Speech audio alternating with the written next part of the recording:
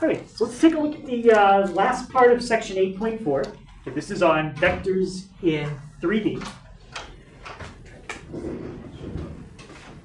And the first thing I'm going to do is just kind of show you a three-dimensional coordinate system. So the way you can visualize which axis goes in which direction. X, Y, and Z are all perpendicular to each other. And this particular system is called a right-handed coordinate system. Okay, it's the one they use. That's because if your pointer finger points in the direction of X, the positive X. Your middle finger points in the direction of the positive Y. Your thumb will point in the direction of the positive Z. So it kind of just tells you which way the axes point. If you do that with your left hand, Z comes out backwards. So that's not the kind of coordinate system we're using. But if you line X and Y up, then Z points the wrong way with your left hand. Right? Any question on that idea? Question? No? You good? Okay. So those are your three axes. Everything we've been doing up until now has been in the XY plane. So think of the XY plane as like the floor. Okay, that's where all the stuff we've been doing is. Now Z is coming off the floor. That's what's happening. That's the 3D piece. All right. So when you're looking at that, if you're not quite 100% sure what you're seeing, the way I visualize it is XY is the bottom, YZ is like the back, and the ZX plane is the side of the box. But sometimes in 3D, like it's like an illusion, it kind of switches on you, so yeah. So what I want to look at is how we can find the distance in 3D. Okay, I want to look at finding the distance of that red dotted line. The way I tried to draw it, the red dotted line is going from the back left bottom to the front on the right at the top. That's what I tried to illustrate. And I want to find the distance. What formula do we generally use to find the distance between 2 points in 2D? Yeah? Distance formula. The distance formula, which is really just which formula rebranded? It's just the Pythagorean theorem. Yep. So we got to figure out how to do the Pythagorean theorem in 3D. So the triangle that I'm ultimately going to be looking at is C, D, and then E. That's the triangle inside that box. The angle in the corner here, that is a 90, even though it doesn't necessarily look like it because it's the perspective. Now, D, we know. Okay, D, we could just measure. That's just the height of the box. But C is the distance on the diagonal of the bottom. Okay, I don't know that. How could I figure out C? If all I know, I'll just circle what I know. I know how deep the box is, I know the width across the front, and I know the height of the box. Those are the three dimensions I know. Length, width, height. Yep. Do the distance formula using A and B. Yeah, so and can you write down how you would do it, like if you were doing Pythagorean theorem? A squared plus B squared plus C squared. A squared plus B squared equals C squared. That's how you would find the green dotted line across the bottom. Now, how would you find the red dotted line if you were doing Pythagorean theorem with that? What side would you use for that one? Yeah? We should do like C squared plus D squared equals E squared. C squared plus D squared would equal E squared. Right. C squared, D squared, E squared. So my goal is to get E squared. If you take what we have on the left and substitute it in on the right, you basically get the Pythagorean theorem in 3D. What is C squared? How do you find that? Yeah? A squared plus B squared. A squared plus B squared. So the way that you find E squared is you take C squared, which is A squared plus B squared, Now you still have the height, d squared equals e squared. That's basically the Pythagorean theorem in 3D. Instead of just squaring two sides, adding them up, and then taking the square root, you have to square three sides, add them up, and then take the square root. You have to take the square root because you're trying to get rid of this exponent of 2 on the other side. Okay, we're just trying to find the length of e inside that box. So, question on, basically it's, in 3D, it's a double application of Pythagorean theorem. You do it twice. That's how it works. Any question on that?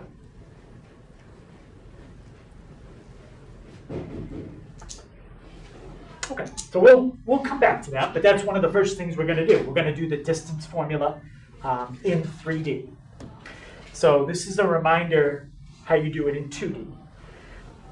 You don't necessarily have to write everything down that I put like recall, because I'm going to show you everything we did in 2D, and then I'm going to show you the 3D version right below. So this is the Pythagorean theorem in 2D.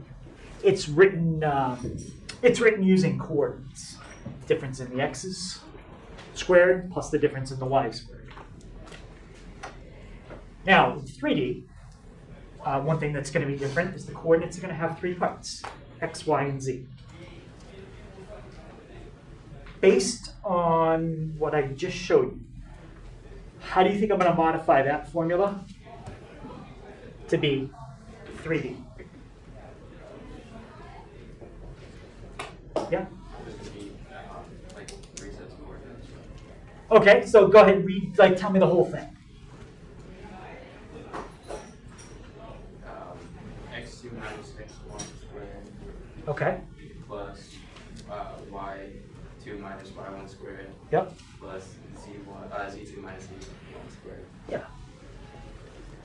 So that's the distance formula in 3D. That's it. You have to find 3 distances, square them, add them up, and then take the square root.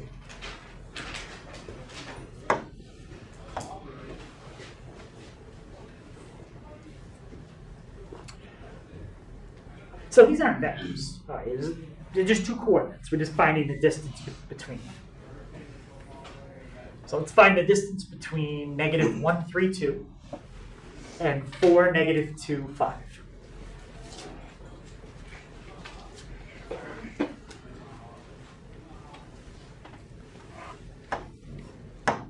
Okay, what's the first thing I'm going to write down to find the distance between those 2 points?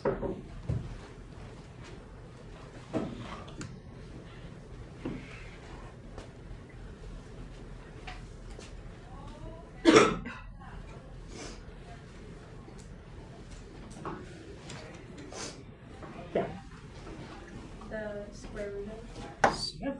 Start with the square root of. Okay, and then what's the first thing that's going to go underneath the square root? Let's just try to follow the pattern that's up above. Yeah? x2 minus x1 squared. Okay, so in this case, 4 plus 1 squared. Right. 5 squared. it's going to be 4 minus -1, which will become +1. Okay, so 4 minus -1 squared. Bruce, what's going to come next? The y2 minus y1. Okay. Which would be the negative -3. -5. Yep, and one more thing. He's cooking. Square. Squared.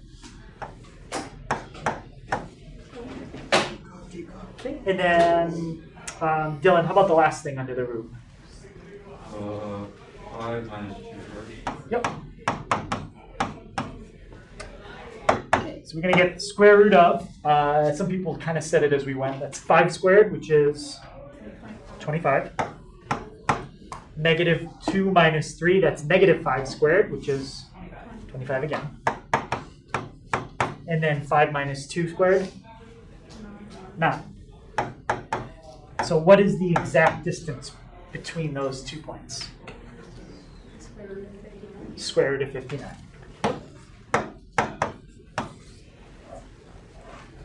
And what we basically just did there was Pythagorean theorem in 3D. We found the two applications of it at the same time.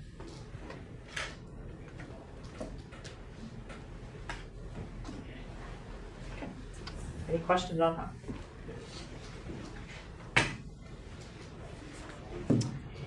All right, so we went through that.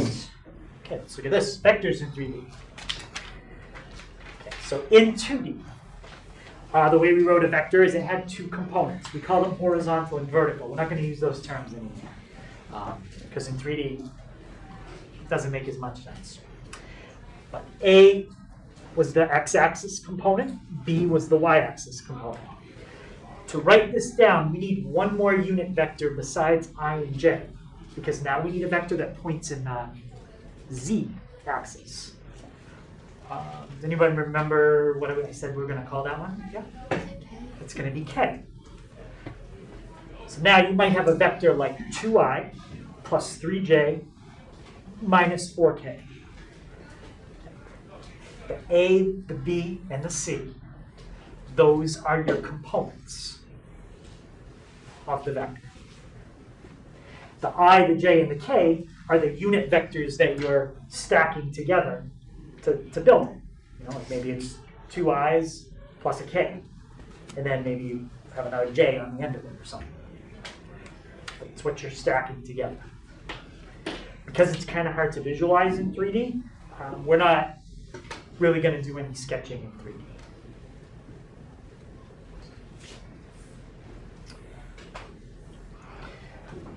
Okay, what doesn't this notation tell you?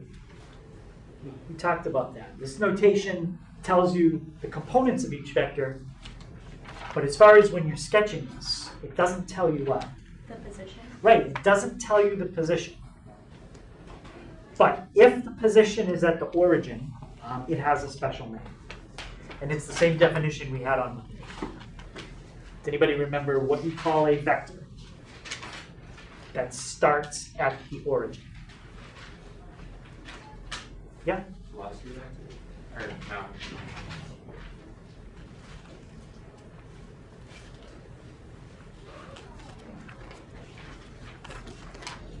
Yeah? Position vector? Position vector.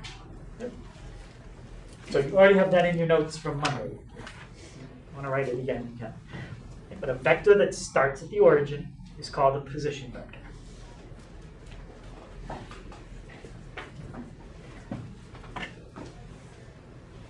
And what was the formula for finding a position vector in 2D?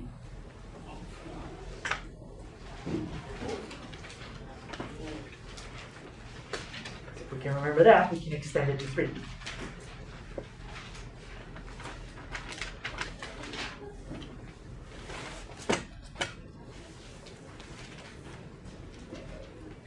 Yeah. Like x2 minus x1, y2 minus y1. Yeah, it was the x2 minus x1, and then y comma, y2 minus y1.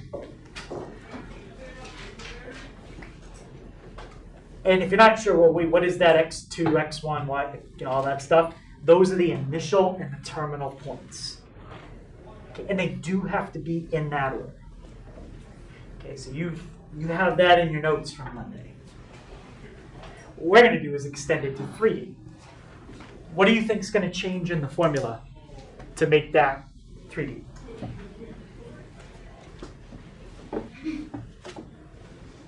Yeah? The last coordinate will be Z2 minus Z1. Okay, we're going to just add in a comma after the y's, and we're going to put z2 minus z1. Okay, the big difference too is the initial and the terminal point are now going to have an x, a y, and a z value. Okay, before they only had an x and a y. Okay, so this is the new part.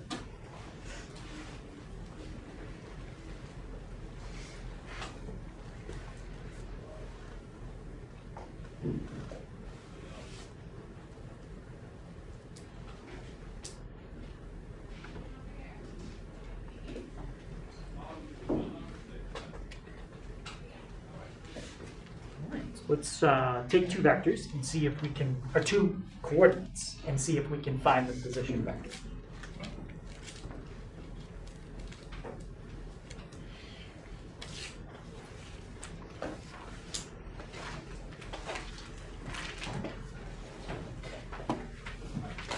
Also, in 3D, does anyone know what you call the sections of your, bless you, the sections of your graph?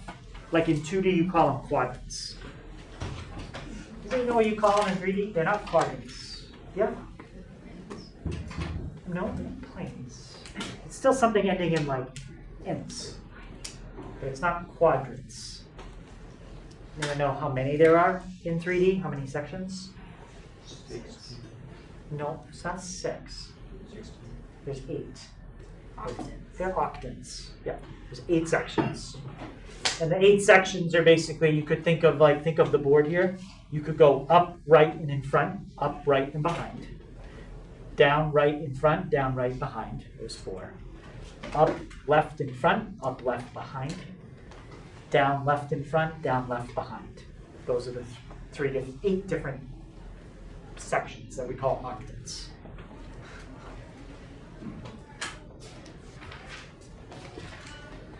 Every time you add an axis, the number of sections doubles. When you get beyond octants, like if you went to 4D, then you'd have 16 sections. It's not really something we can easily visualize anymore. But we could do all kinds of formulas with it, just not visual. Okay, so let's find the position vector. Jameson, what's the first two things I'm going to subtract? 4, -1. Yep, can I switch the order? No. It has to be terminal minus initial. So P2 is terminal, P1 is initial. Okay, so you said 4 minus -1. Okay. Sophia, the next two? 6 minus 2. Here we go, 6 minus 2. And Bridget, the last two? 2 minus 3. 2 minus 3. Okay, so the position vector that starts at P1 and stops at P2 would be what? Yeah? 5, 4, -1. Yep. 5, 4, -1. If you were writing it as a unit vector, it's 5i plus 4j minus k.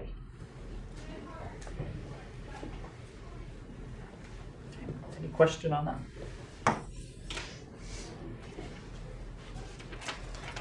So next thing we looked at, this now was Tuesday, is formulas for adding and subtracting vectors in 2D. Now we're going to look at them in 3D. In 2D, if you want to add two vectors together, all you have to do is take the x's, add those up, take the y's and add those up. Now in 3D, you're also going to take the z components and add those up. Okay, same idea if you want to subtract vectors. You take the x components and you subtract them. Take the y components, subtract them. Take the z components and subtract them. The visual method in 3D still works. You can take one vector in 3D, take another vector in 3D, and then connect the diagonal. But it's a lot harder to see that in 3D. Okay, so we just do it numerically.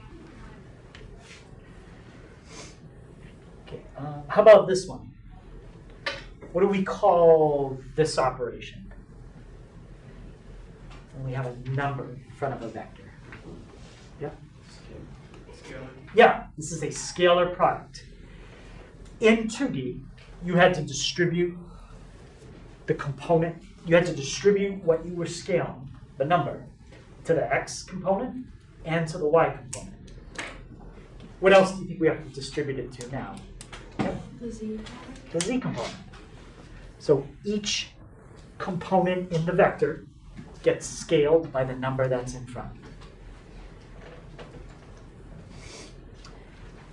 And when you put a vector and put the double bars around it, what do those double bars mean? Magnitude. And what was the formula to find the magnitude of a vector in 2D?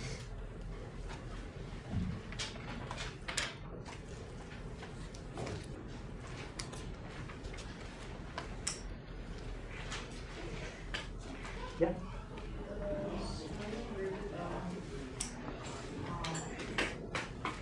Itself times itself. Times B.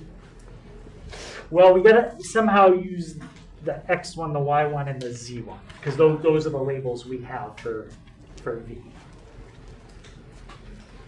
It's something with a square root. Yeah.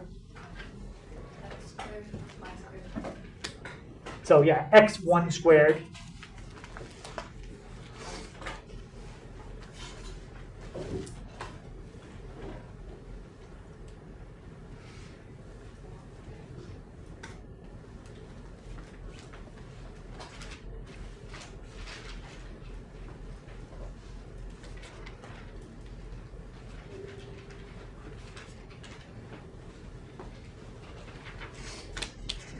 Another in 2D, yeah, Is it y1 plus y1 squared? plus y1 squared. And now for 2D, that's all we do. What are we going to put on the end of that to do it in 3D? Yeah, plus z1 squared. That's the Pythagorean theorem in 3D. We just talked about that.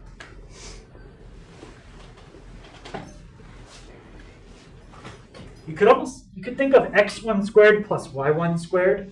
That's kind of like, that's on the bottom of the box. Okay, it's almost like if you had a light from above, it's the shadow. C is like the shadow of E. If you shine a light straight down, it's the shadow that this line would make on the bottom of the box. And D is kind of like the shadow that the red one would make if you shined a light from the left side. Okay? That red line would block the light right where D is. If the light was like right in the corner, pointing that way.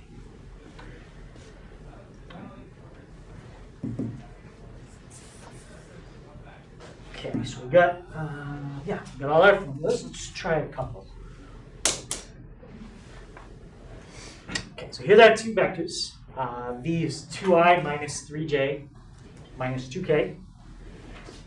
And W is 3i minus 4j plus 5k. First thing I want to do is add those up.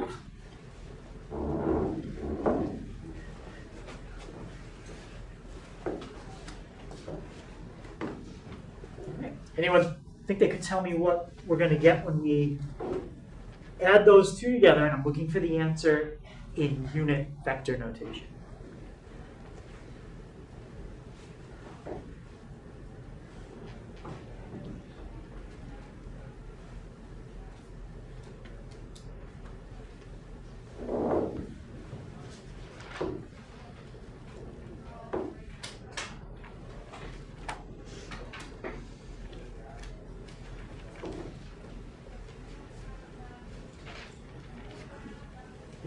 Is unit the one with the letters? Yes. Is it 5i minus j plus 3k? So, yep. So it's going to be 5i minus j plus 3k.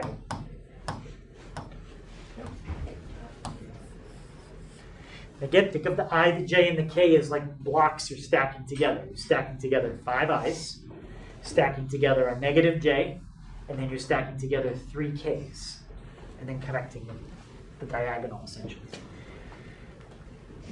Okay, so that's v plus w.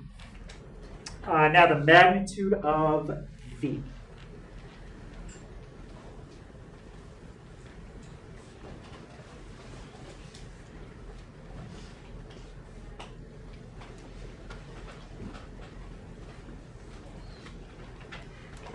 Jake, what would be my formula to find the magnitude of V?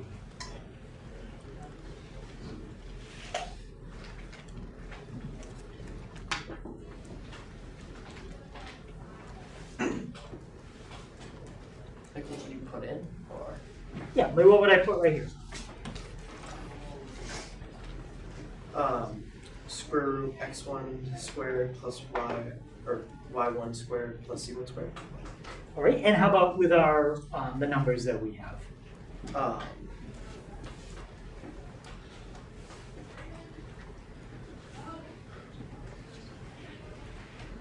5i squared minus j squared plus 3k squared.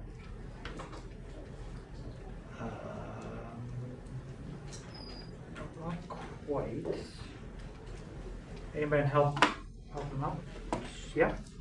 2 squared plus 3 squared plus negative 2 squared. 2 squared plus 3 squared plus negative 2 squared. Comes up to the square root of 17. And then we have to take the square root of that whole thing. Okay, so that's going to be the square root of 4 plus 9 plus 4, which was, yeah, square root of 17. Okay, so that's the magnitude of V. And finding the magnitude is going to be important because we're going to be finding angles in a minute. All right, and how about 3W? Want to know what 3W would be?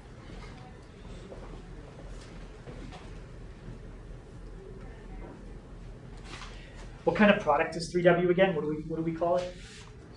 It's a scalar product. Yep. Not a dot product, not a cross product, scalar product. Okay. Me? Yes. 6i, no, 9i minus, am I on the right track? I think so. Okay, minus 12j plus 15k. Yeah. Okay. So 9i minus 12j plus 15k.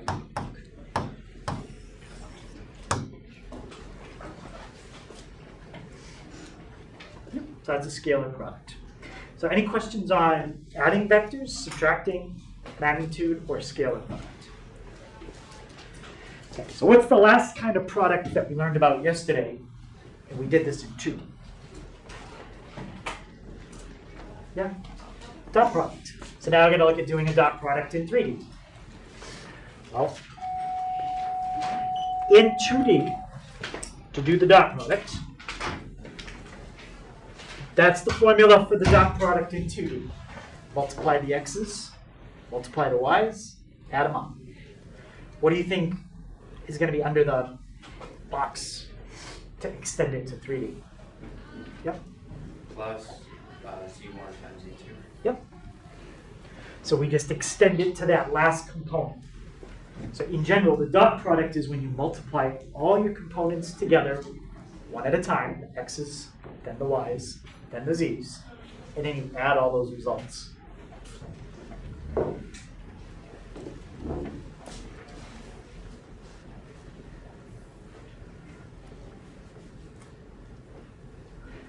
Okay, so let's find the dot product between those two vectors.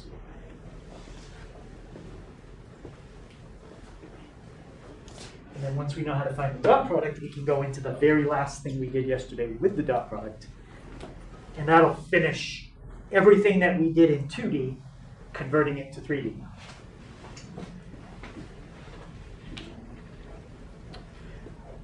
Okay, so what's first two things I multiplied together to do V dot W? Yep. 2 times 5. Yep, 2 times 5.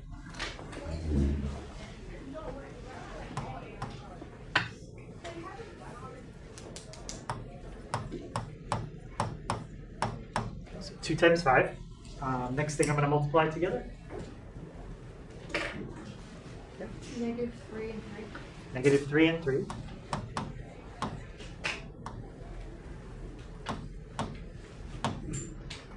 And the last two things we multiply together. Yeah. 6 and negative 1. 6 and negative 1.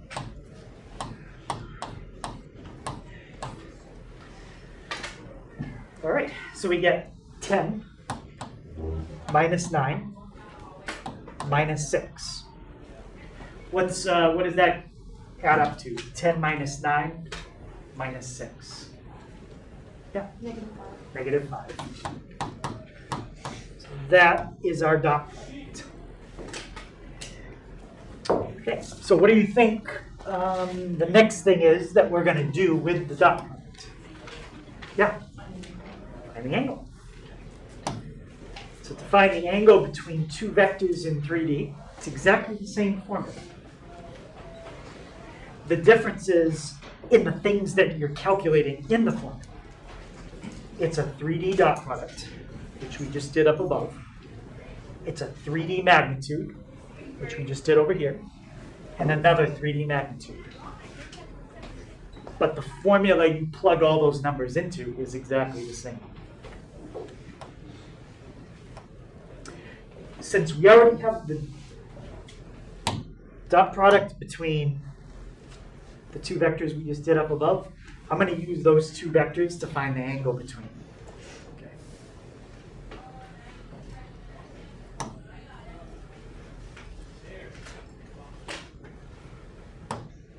Okay, so same two vectors we just had. Did I call them U and V? I call them V and W up above. That's fine.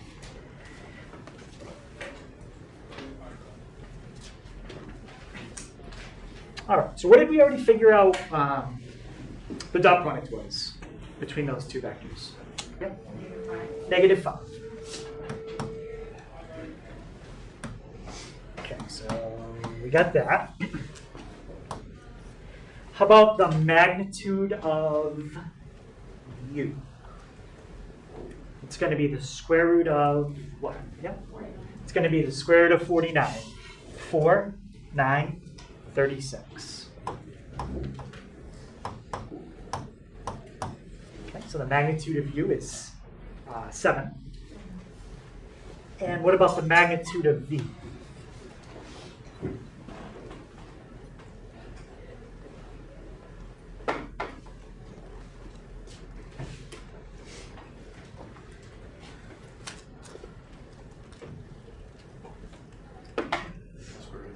It's going to be the square root of 35.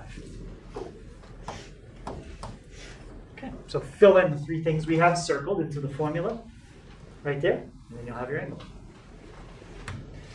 So, cosine theta equals, what goes in the top? -5, dot product. And then in the bottom is the product of the magnitudes. Okay, so we got, that's the formula for cosine theta, but we got to get rid of cosine. So what do we do on each side? Yeah? Inverse cosine. Inverse cosine. So inverse cosine, -7. Make sure you open a parenthesis because the denominator has multiple factors in it. So 7 square root 35. Close your denominator, close your parenthesis for inverse cosine. And that's 96.93 degrees.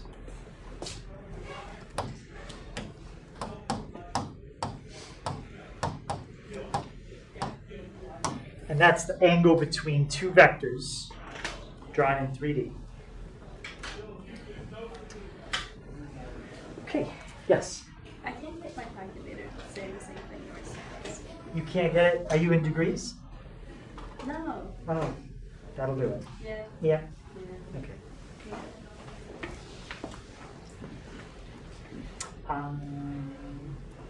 That's it. Any other questions on that?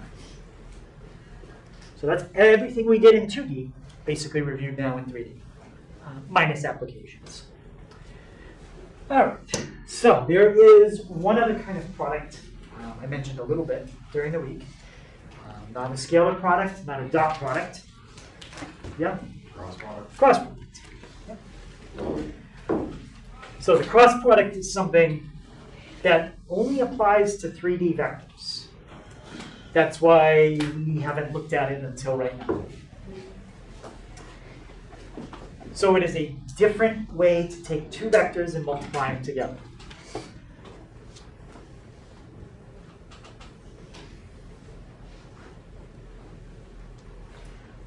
only applies to 3D vectors. And there are applications, right? The applications, there's one that I have in the notes from physics, but we're not going to do the application. Okay, if you take calculus next year, you might do the application, because the application that we could do doesn't really involve calculus, but it is something you could do in calculus. It's more algebra and trig.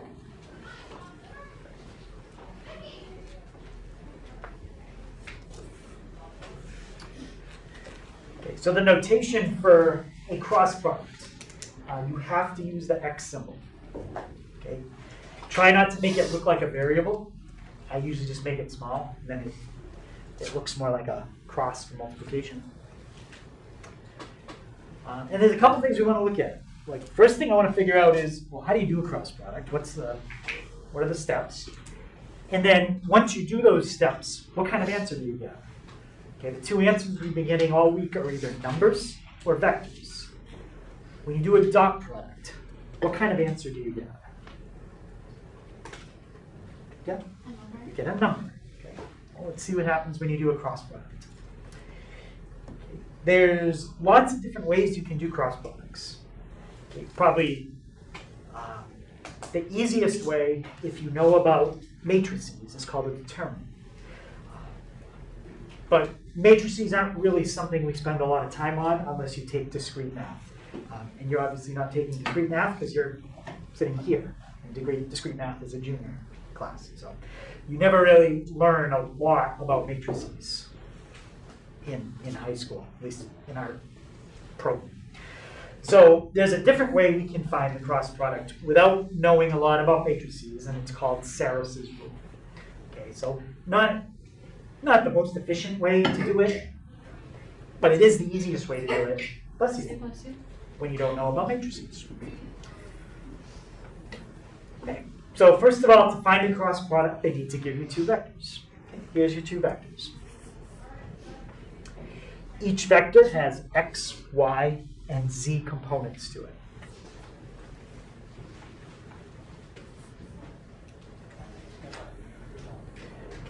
First thing we're going to do is basically make, it's like a table. Okay? It's a matrix.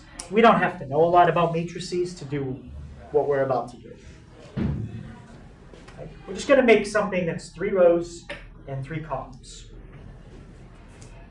In the first row, I want you to just put the letters I, J, K.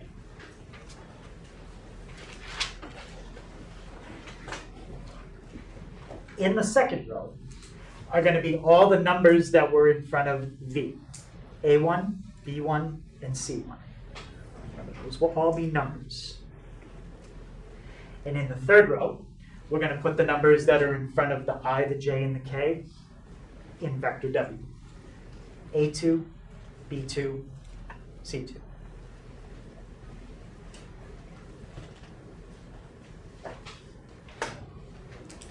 So that's the first step. Any questions on what we did there?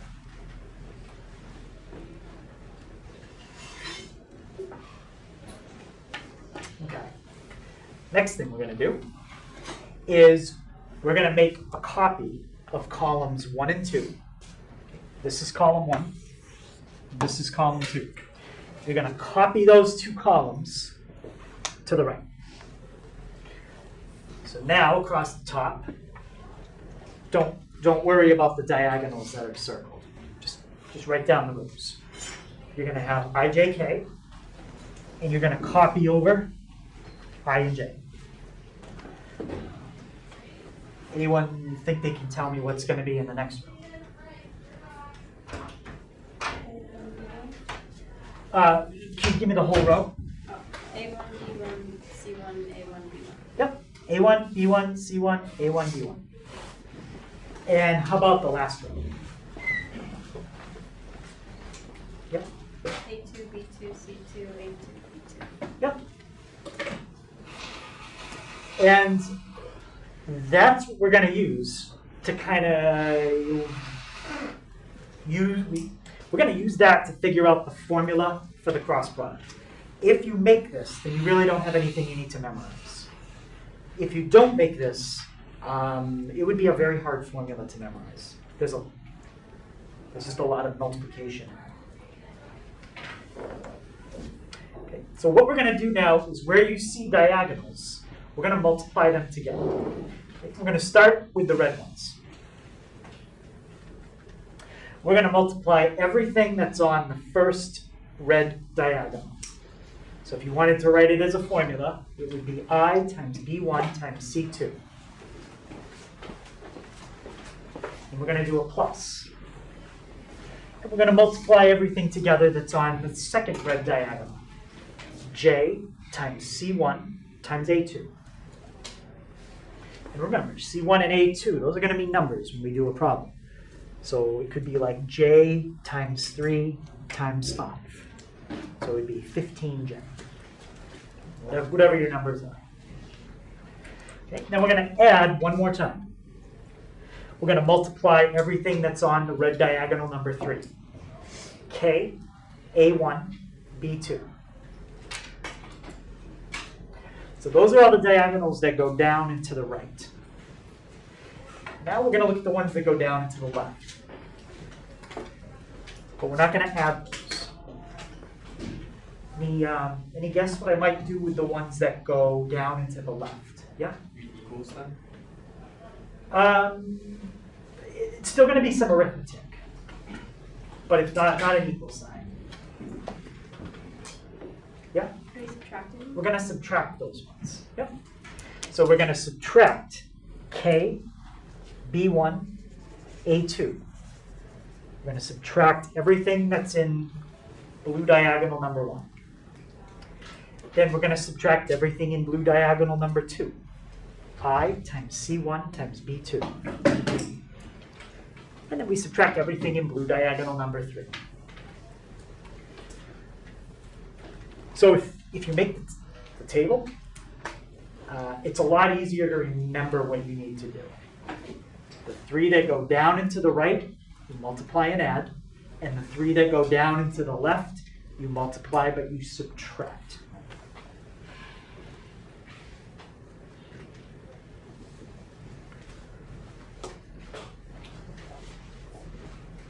And by making that table, it lines everything up that you're supposed to multiply together automatically. Puts everything in the right spot.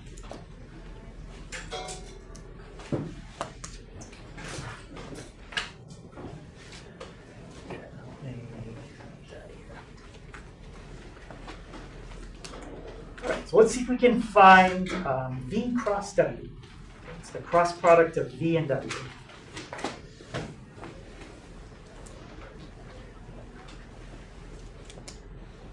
Let's start by just doing the 3 letters across the top. Okay. So what are my 3 letters that go across the top? So we have I, J, K. And then what's going to be in the next row below the I, the J, and the K? Okay, I'm looking for numbers. Yeah. 2, 3, 5. 2, 3, 5. Okay. And what's going to be in the next row below that? Okay. 1, 2, 3. Okay, so I got that part. Now, what do I do? What does it say to do next? Yeah. Yep. Copy the first 2 columns over. Yeah, that copying is purely for you. It's more of so you can see it visually what you need to do. That's the only reason we're doing it. So IJ, 2, 3, 1, 2. Now, all we have to do is look at the diagonals. The ones that go down and to the right, what are we going to do with those 3? Yeah, we're going to add them. So the first one is I, 3 times 3. What's I times 3 times 3? Yeah? So we have 9I. This should already tell you what kind of answer we're going to get. What kind of answer do you think I'm going to get when I'm all done the cross product? A number or a vector? I'm going to get a vector. Yep. So we have 9i. How about j, 5, 1? 5j. And then k, 2, 2. 4k. Now, this is the part you got to remember. Some people don't. You're subtracting the next 3. So the next 3 are k, 3, 1. What's that? Yep, so you're going to subtract 3k. Now, let's say that 3 was a negative there. That's k times negative 3 times 1. That's negative 3k. And you'd be subtracting that. So then it would become what? Then it would become a positive. Okay, you tell me, what are the next 3 numbers on the diagonal down and to the left? Well, 2 numbers and a letter. Yeah? So tell me what they are.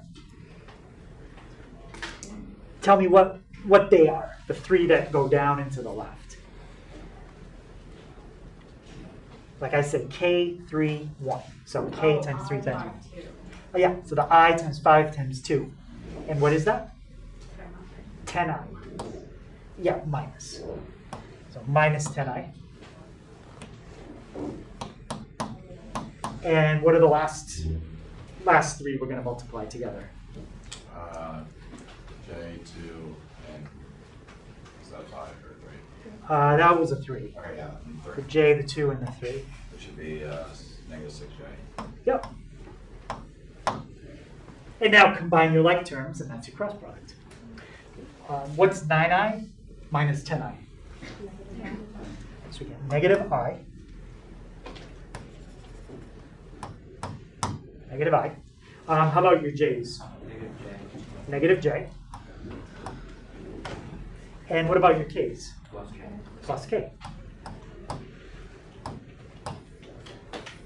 So that is the cross product of v and w.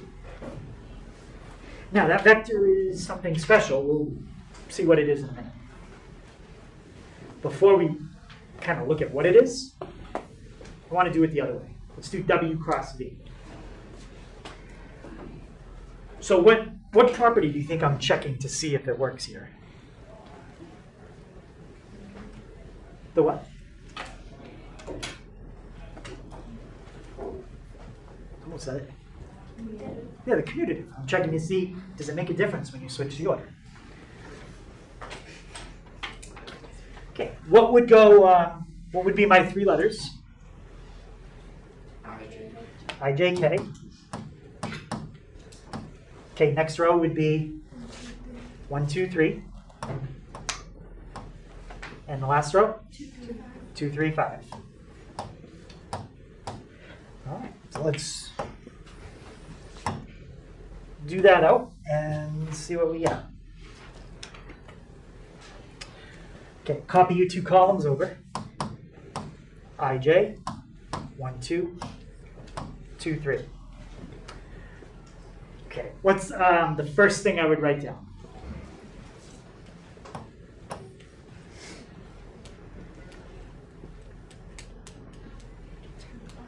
I. Yep, start with that. 10i. Yep, next thing. 6j. All right. And 3k. Okay, good so far. And now, next 3.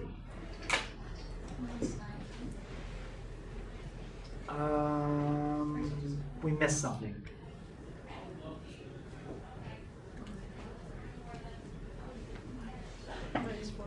Yeah, we got the minus 4k, then minus 9i. Let me fix that. Okay, so minus 4k, minus 9i, and the last thing? Minus 5J. Minus 5j. Okay, What do we get when we combine the i's together? Positive I. Right? How about the j's? Positive j. And the k's? Negative 2. Okay. What is it? Negative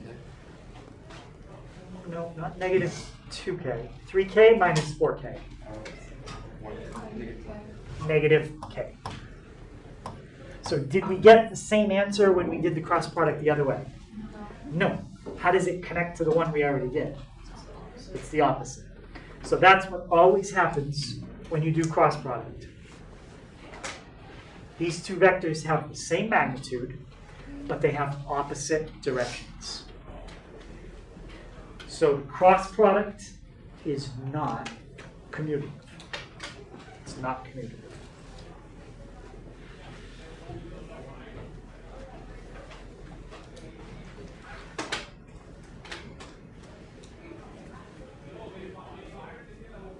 Okay, now I want to look at, go back to that first vector.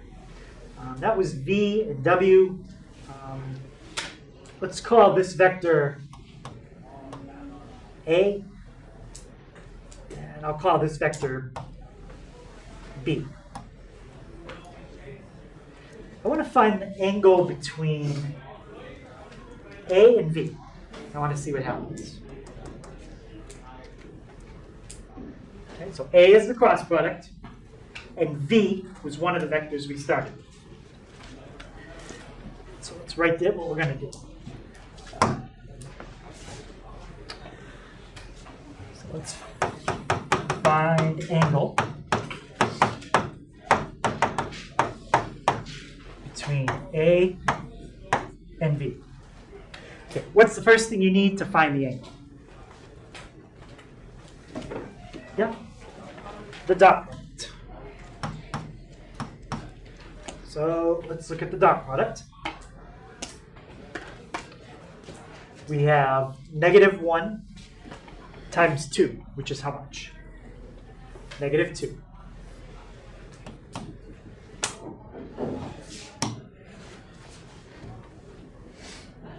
Just try it again. Negative 2. Next thing is, what would be the next two things we would multiply to get the dot product between a and v? Yeah? Negative 1 and 3. So that's negative 3.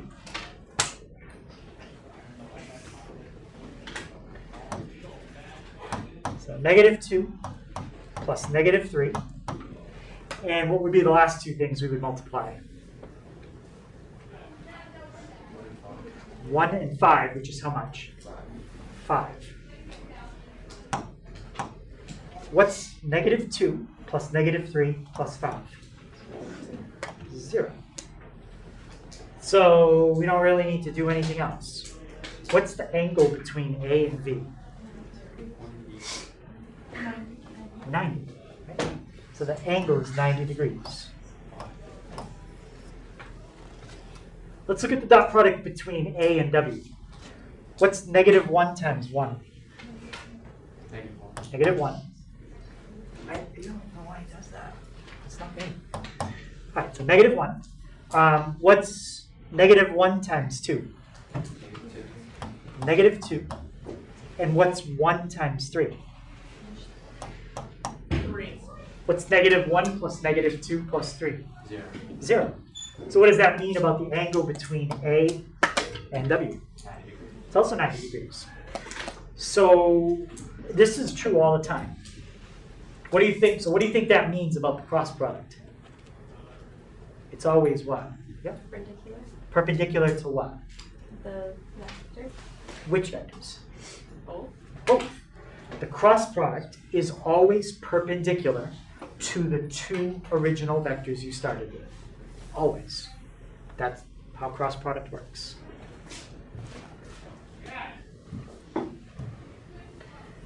Okay. So this is basically what I just showed you. We can see from what we just did, the vector that you get from the cross product is perpendicular to both vectors you started with. It's a special thing that that formula always causes to happen.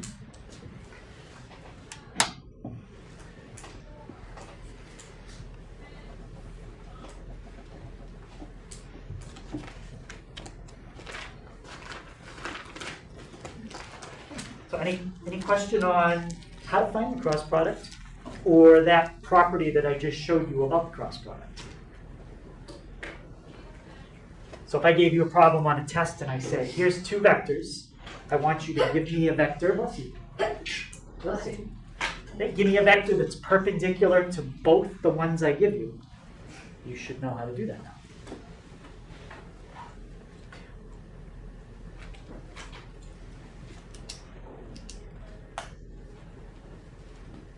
Okay, does everybody have that? Okay, so let me pause the video. I'm going to put up a list of topics that are going to be on the test because I didn't do it yet. And then I'll put that on online. So that was the application, okay, which we're not doing, but it's basically you have a lever and you're pulling on it and finding the torque. You need to use a cross product to figure out the torque as you pull on the lever because you're pulling perpendicular to the lever, straight down. We're gonna hold off on that. Okay, so here is the homework. Make sure you copy down the two vectors at the bottom because I want you to find the cross product between them. Right, and I'll get a list of test topics.